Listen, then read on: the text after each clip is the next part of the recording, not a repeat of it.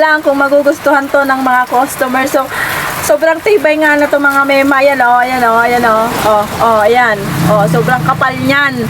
Pero mas makapal pa rin yung mukha mo, Chere. Hi, what's up mga mem? Sabi lang. So, I'm your Mama Carla and this is Mama Carla Vlog. So, for today's video nga mga mema ay sobrang saya ko nga dahil may magpapagawa nga sa atin ng name tag ng mga estudyante.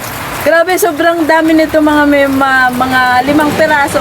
Para sa akin mga mema is marami na to kasi nung nakaraan is pa isa-isa lang. So ngayon, grabe, sobrang thankful, sobrang saya ko. Ano pang hinihintay natin? So let's go, gawin na natin. Ayan, heto na naman nga tayo mga mema. Sa mga hindi nga marunong ay pwede nyo po akong sabayan. I-ready nyo lang yung laptop nyo and then open nyo yung Word. Pag na-open nyo na nga yung Word nyo, is punta kayo sa page layout. Hanapin nyo nga lang yung size ng bond paper. Sa akin kasi is A4. So, yun yung siniselect ko. Pagkatapos nyo maselect yung size ng bond paper, is punta kayo sa insert. Dapat meron kayong ready-made na photos na gagamitin nyo or template. I-click nyo nga lang yung gusto nyo ilagay and then mapupunta na yan dyan sa layout nyo. Mga mema, hindi po ito expert tutorial. Ito po ay based on my experience lamang po. Kaya, sahan po na hindi talaga natin ma-perfect. Ayan, pagkatapos nyo nga po maselect yung template is punta na kayo sa draw text box. Tapos mag-draw lang kayo ng pabak. Pagkatapos nyan is pwede na kayo mag-type ng pangalan or what. Pag nakapag-type na nga kayo ng pangalan is i-highlight nyo lang and then kung babaguhin nyo nga yung fonts is punta kayo sa home and then may makikita kayo ng calibrate them font. At kung gusto nyo naman baguhin yung design is punta kayo sa format. Diyan mga mema is kayo nang bahala kung ano yung design ang gusto nyo. Kasi naman mga mema hindi ko na maisa-isa dahil dito ko na lang nga tatapusin yung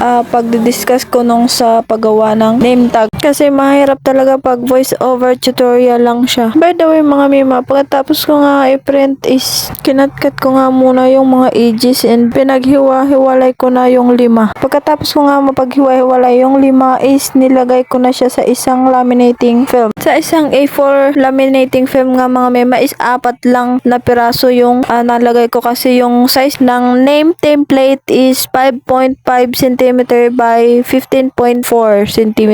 Pagkatapos ko nga malaminate mga mema is pinaghiwa-hiwalay ko na nga sila ulit. Kasabay nga ng pag-alis ko dyan ng mga edges niya kasi matatalim dahil sobrang kapal nga niyan, pwede ka masugatan at binutasan ko na rin sa gitna. Pagkatapos ko binutasan is nilagay ko nga ulit isa-isa sa laminator. Pagkatapos nga malagay sa laminator is ito na nga sila mga mema. So, ayan nga mga mema, pagkatapos ng lahat-lahat ay nagawa natin. So, natapos nga natin mga mema. Sobrang thankful kasi maayos naman yung lahat. Lahat-lahat, spelling. Ewan ko lang kung magugustuhan to ng mga customer. So, sobrang tibay nga na to mga mema. Ayan o, ayan o, ayan o. Ayan. Sobrang kapal niyan. Pero mas makapal pa rin yung mukha mo, Cheres. Ayan o mga mema. Ayan. Hindi nga ito bali tingnan mga mema kasi ayan o. Sakto lang yan.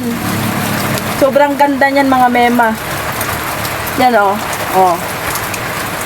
So, yan lang for today's video mga mema. Thank you for watching. Bye-bye!